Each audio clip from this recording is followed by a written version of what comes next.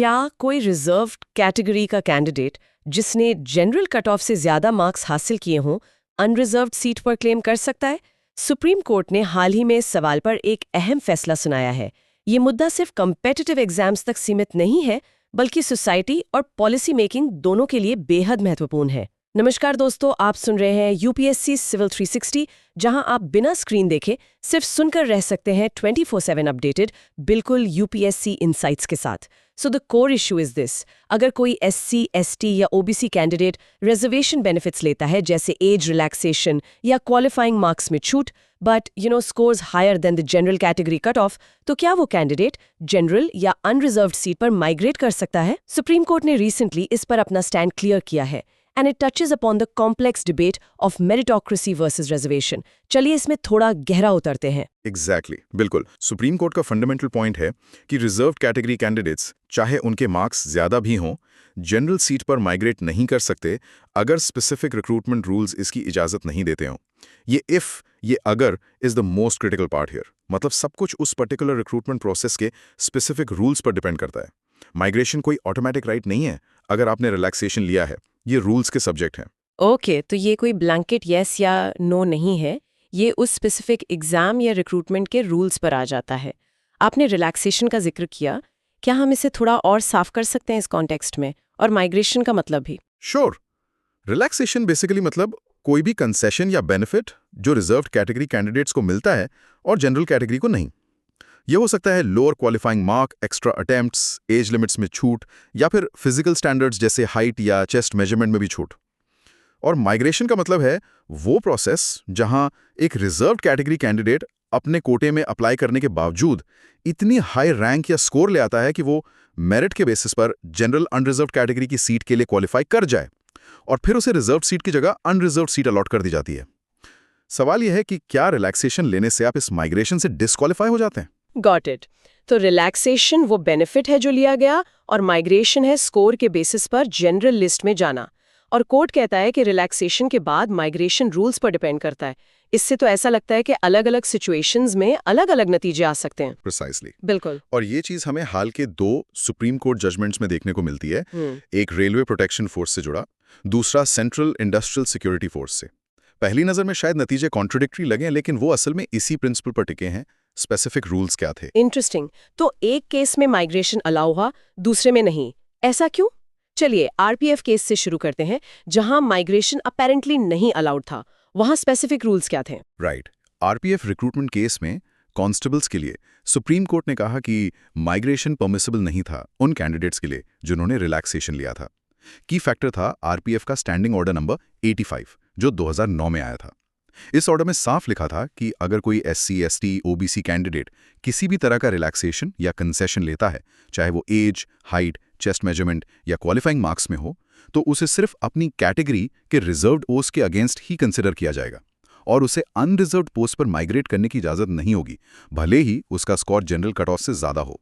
अच्छा, तो standing order 85 2009 वाला, उसने क्लियर रोक लगा दी। क्या इससे पहले कोई रूल था? हाँ, इंटरेस्टिंगली एक पुराना ऑर्डर था नंबर 78, जो 2008 का था।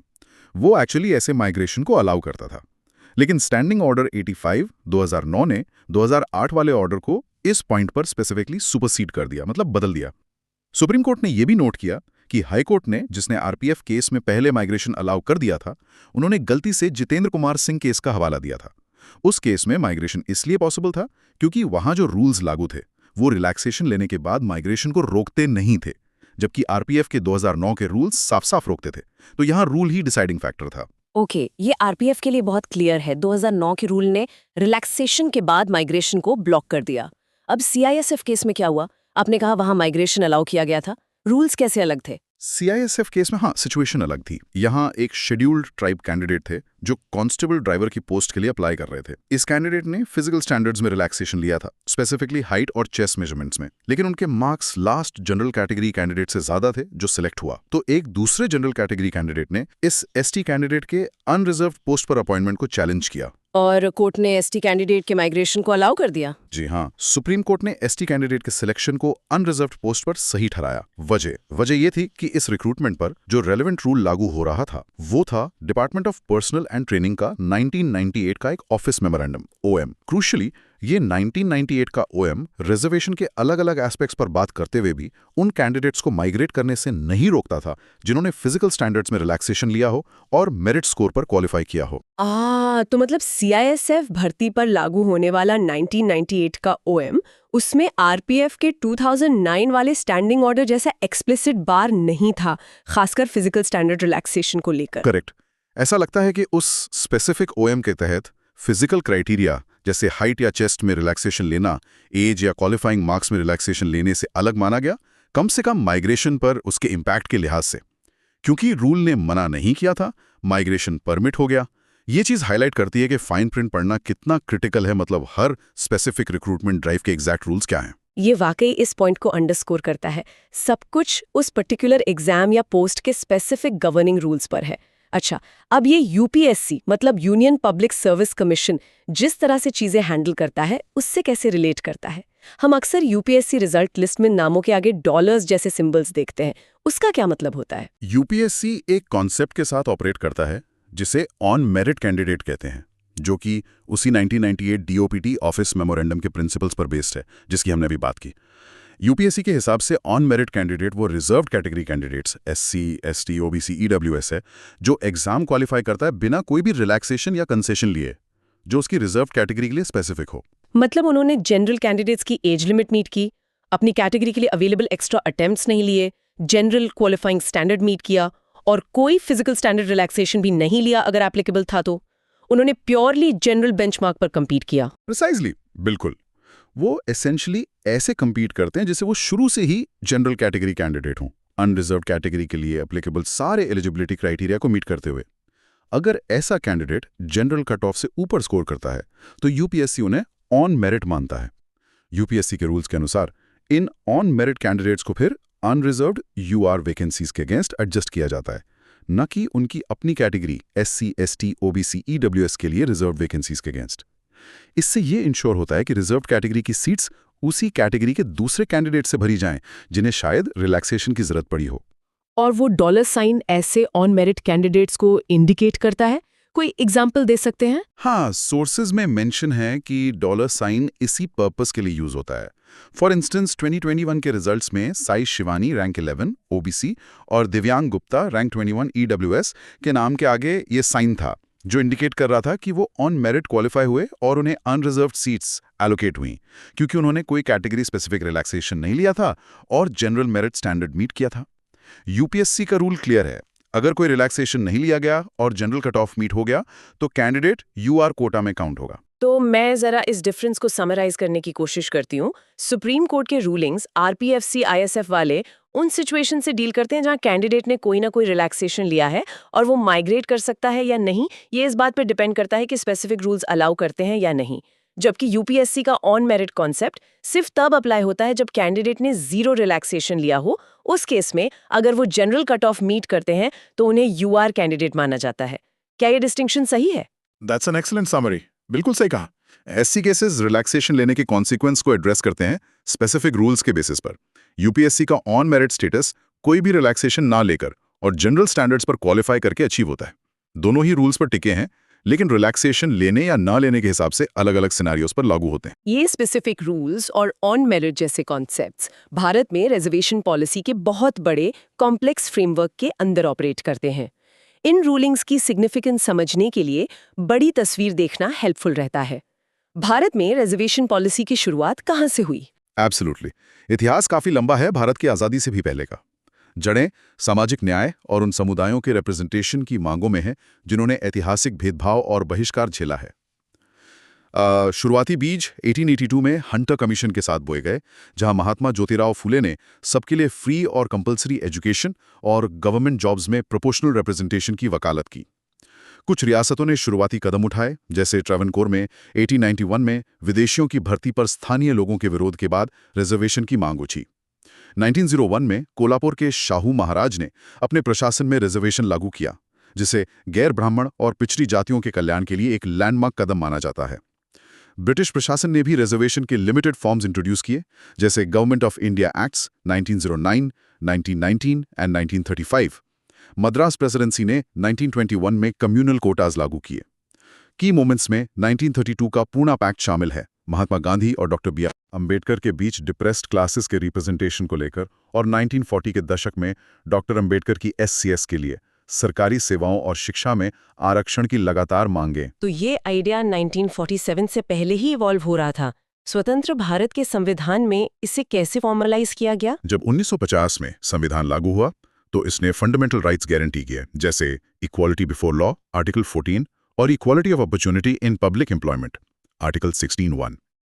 हालांकि निर्माताओं ने अफर्मेटिव एक्शन की जरूरत को पहचाना तो आर्टिकल 15(4) और आर्टिकल 16(4) शामिल किए गए, जो स्टेट को socially and educationally backward classes SCBCs, schedule castes SCs और शेड्यूल ट्राइब्स STs की उन्नति के लिए स्पेशल प्रोविजंस बनाने का अधिकार देते हैं, जिसमें सरकारी नौकरियों में आरक्षण भी शामिल है अगर उनका एडिक्वेट रिप्रेजेंटेशन ना हो। शुरुआत में लेजिस्लेटर्स में SCs STs के लिए पॉलिटिकल रिजर्वेशन आर्टिकल 330 और 332 10 साल के लिए था, पर इसे समय समय पर बढ़ाया जाता रहा है। SC और ST टर्म्स तो डिफाइंड थे, लेकिन socially and educationally backward classes या OBCs को आइडेंटिफाई करना ये तो एक बड़ा चैलेंज रहा होगा। वो कैसे हुआ? आप सही कह रहे हैं। इसी वजह से कमीशंस बनाए गए। पहला बैकवर्ड क्लासेस कमीशन 1953 में काका कालेलकर के तहत उसने रिपोर्ट दी, लेकिन OBCs को लेकर उनकी रिकमेंडेशंस लागू नहीं हुई। OBC रिजर्वेशन के लिए असली टर्निंग पॉइंट था सेकंड बैकवर्ड क्लासेस कमीशन, जिसे BP मंडल हेड कर रहे थे, जो 1979 में बना। मंडल कमीशन ने कई समुदायों को OBCs के रूप में आइडेंटिफाई किया, उनकी पॉपुलेशन लगभग 52% एस्टिमेट की, और 1980 में उनके लिए सरकारी नौकरियों और एजुकेशनल इंस्टीट्यूशंस में 27% रिजर्वेशन रिकमेंड किया, SCs 15% और STs 7.5% के मौजूदा कोटास के अलावा। और 1990 में मंडल रिपोर्ट का इम्प्लीमेंटेशन एक बहुत सिग्निफिकेंट और कंट्रोवर्शियल इवेंट था, है ना? Extremely significant. हाँ बिल्कुल। VP सिंह सरकार का सेंट्रल गवर्नमेंट जॉब्स में 27% OBC रिजर्वेशन लागू करने का फैसला, उसे देश भर में प्रोटेस्ट्स हुए। इसी से लैंडमार्क सुप्रीम कोर्ट केस सामने आया, Indira Sawhney and others v union of India 1992, जिसे अक्सर मंडल केस कहा जाता है। कोर्ट ने OBC रिजर्वेशन को बरकरार रखा, लेकिन कुछ क्रूशियल शर्तें लगाईं। क्रीमी लेयर का कॉन्सेप्ट, मतलब OBCs के ज्यादा संपन्न तबके को रिजर्वेशन बेनिफिट से बाहर रखना, और टोटल रिजर्वेशंस पर 50% की सीमा एक्स्ट्रा ऑर्डिनरी सर्कमस्टेंसेस को छोड़कर। और पॉलिसी उसके बाद भी इवॉल्व होती रही, और अमेंडमेंट्स और लीगल चैलेंजेस के साथ। Yes, for instance Indira Sawhney judgement ने शुरुआत में रिजर्वेशन इन प्रमोशंस को रद्द कर दिया था। इसे इनेबल करने के लिए पार्लियामेंट 77th अमेंडमेंट लेकर आई, आर्टिकल 16(4)A जोड़कर, और बाद में 85th अमेंडमेंट कॉन्सिक्वेंशियल सीनियरिटी को लेकर। सिमिलरली, जब सुप्रीम कोर्ट ने PA इनामदार केस 2005 में रूल किया कि स्टेट प्राइवेट अनएडेड इंस्टीट्यूशंस पर रिजर्वेशन इंपोज नहीं कर सकती, तो पार्लियामेंट ने 93rd अमेंडमेंट आर्टिकल 15(5) जोड़कर के साथ रिस्पॉन्ड किया, ताकि एजुकेशनल इंस्टीट्यूशंस में रिजर्वेशन अलाउ किया जा सके, प्राइवेट वालों में भी, माइनॉरिटी इंस्टीट्यूशंस को छोड़कर। ये दिखाता है कि जुडिशियल रिव्यू और लेजिस्लेटिव एक्शन के बीच रिजर्वेशन पॉलिसी को शेप करने वाला कंटिन्यूअस इंटरप्ले चलता रहा है। ये हिस्टोरिकल ओवरव्यू साफ करता है कि रिजर्वेशन सिस्टम कितना कॉम्प्लेक्स और लेयर्ड है। थोड़ा पीछे हटकर देखें तो इन पॉलिसीज के पीछे स्टेटेड रैशनल क्या है, और आज भारत में हमें मुख्य रूप से किस तरह के रिजर्वेशन देखने को मिलते हैं। कोर रैशनल जो संविधान से आता है वो ये है कि उन समुदायों SCs, STs, OBCs के लिए एडिक्वेट रिप्रेजेंटेशन और अपलिफ्टमेंट इंश्योर करना जिन्होंने ऐतिहासिक डिसएडवांटेज झेला है और पब्लिक सर्विसेज और एजुकेशन में अंडर रिप्रेजेंटेड हैं। इसे सोशल जस्टिस और सब्सटैंटिव इक्वालिटी, सिर्फ फॉर्मल इक्वालिटी नहीं, प्रमोट करने के मेजर के तौर पर फ्रेम किया गया है। जहां तक टाइप्स की बात है, रिजर्वेशन कोई मोनोलिथिक चीज नहीं है। यह हमें दिखता है बेस्ड ऑन कास्ट। सेंटर में यह प्राइमरी फॉर्म है, 15% SC, 7.5% ST, 27% OBC। राज्यों के अक्सर अपने वेरिएशंस होते हैं। Gender, local bodies, panchayat, municipalities में महिलाओं के लिए सिग्निफिकेंट रिजर्वेशन है, 33% से 50% तक। पार्लियामेंट और स्टेट असेंबलीज के लिए विमेन्स रिजर्वेशन बिल पास हो गया है, पर इंप्लीमेंटेशन डिटेल्स पेंडिंग है। डोमिसाइल, कई राज्य अपने रेजिडेंट्स के लिए जॉब्स या स्टेट रन इंस्टीट्यूशंस में सीट्स रिजर्व करते हैं। रिलीजन, कुछ राज्यों में कुछ रिलीजियस माइनॉरिटीज के लिए स्पेसिफिक कोटाज हैं, अक्सर OBC कोटा से निकाले गए, जैसे तमिलनाडु में। कई मुस्लिम कम्युनिटीज सेंट्रल OBC लिस्ट में शामिल हैं। Other criteria, persons with disabilities, PWD, ex serviceman, freedom fighters के डिपेंडेंट्स, स्पोर्ट्स पर्सन्स आदि के लिए भी कोटाज मौजूद हैं। मैनेजमेंट कोटा, ये प्राइवेट एजुकेशनल इंस्टीट्यूशंस में होता है, जो मैनेजमेंट को कुछ परसेंटेज सीट्स, अक्सर 15% के आसपास, पर अपने क्राइटेरिया के बेसिस पर स्टूडेंट्स एडमिट करने देता है, जो कभी-कभी कंट्रोवर्शियल होता है। तो इन सब बातों को एक साथ लाते हुए हाल के 80 रूलिंग्स, यूपीएससी का अप्रोच, लंबा इतिहास, आज इस मुद्दे को समझने के लिए मेन टेकअवे क्या है? की टेक अवे यही है कि रिजर्वेशन पॉलिसीज का एप्लीकेशन, खासकर बेनिफिट्स लेने के बाद, रिजर्व्ड और अनरिजर्व्ड कैटेगरीज के बीच माइग्रेशन को लेकर हर रिक्रूटमेंट या एडमिशन प्रोसेस के स्पेसिफिक रूल्स पर बहुत ज्यादा डिपेंडेंट है। कोई एक यूनिवर्सल रूल नहीं है जो सीधे कॉन्स्टिट्यूशन से निकला हो। ये अक्सर स्पेसिफिक ओएम्स, स्टैंडिंग ऑर्डर्स या लेजिस्लेशन की इंटरप्रिटेशन पर आ जाता है। आरपीएफ और सीआईएसएफ केसेस इस रूल डिपेंडेंसी को परफेक्टली इलस्ट्रेट करते हैं जब रिलैक्सेशन लिया गया हो। यूपीएससी का ऑन मेरिट कॉन्सेप्ट उन लोगों के लिए एक क्लियर पाथ देता है जो कोई रिलैक्सेशन नहीं लेते। ये उस इंट्रिकेट लीगल और एडमिनिस्ट्रेटिव आर्किटेक्चर को हाईलाइट करता है जो रिजर्वेशन के कोर प्रिंसिपल के इर्द गिर्द बना है। एग्जैक्टली। इसे भारत की बड़ी तस्वीर से जोड़ें तो ये रूल्स और इंटरप्रिटेशंस उन मल्टीपल कॉन्स्टिट्यूशनल वैल्यूज को बैलेंस करने की ऑनगोइंग एफर्ट का हिस्सा हैं। Equality of opportunity, disadvantage groups के लिए सोशल जस्टिस, एडमिनिस्ट्रेटिव एफिशिएंसी बनाए रखना जो अक्सर मेरिट डिबेट से जुड़ा होता है, और एडिक्वेट रिप्रेजेंटेशन इंश्योर करना। रिजर्वेशन पॉलिसी एक डायनामिक फील्ड बनी हुई है जो लगातार कोर्ट जजमेंट्स, गवर्नमेंट ऑर्डर्स और सोसाइटल डिमांड से शेप होती है। सोशल मोबिलिटी, एजुकेशनल एक्सेस और पब्लिक सर्विसेज के कॉम्पोजिशन पर इसका इम्पैक्ट गहरा है और इस पर लगातार बहस होती रहती है। और जैसा हमने जोर दिया है, हमारा उद्देश्य यहाँ लीगल रीजनिंग, यूपीएससी जैसे एडमिनिस्ट्रेटिव प्रैक्टिसेस और सोर्सेज में दिए गए हिस्टोरिकल कॉन्टेक्स्ट को डाइसेक्ट करना था। रिजर्वेशन पॉलिसी की डिजायरेबिलिटी या इफेक्टिवनेस पर कोई स्टैंस लिए बिना फोकस ये समझने पर था कि ये सिस्टम हाल के डेवलपमेंट्स और एस्टैब्लिश रूल्स के आधार पर करंटली कैसे ऑपरेट करता है। दोस्तों, अब आपके लिए एक सवाल, क्या आपको लगता है कि ऑन मेरिट कैंडिडेट की अवधारणा रिजर्वेशन सिस्टम को और ट्रांसपेरेंट बनाती है या फिर इससे कंफ्यूजन और बढ़ता है? अपनी राय हमें कमेंट सेक्शन में जरूर बताइए। अगर आपको ये पॉडकास्ट पसंद आया तो चैनल को लाइक, सब्सक्राइब और शेयर करना मत भूलिए। You are watching UPSC civil 360, the only UPSC channel you can just listen to. मिलते हैं अगले एपिसोड में एक और जरूरी मुद्दे के साथ। धन्यवाद और जय हिंद।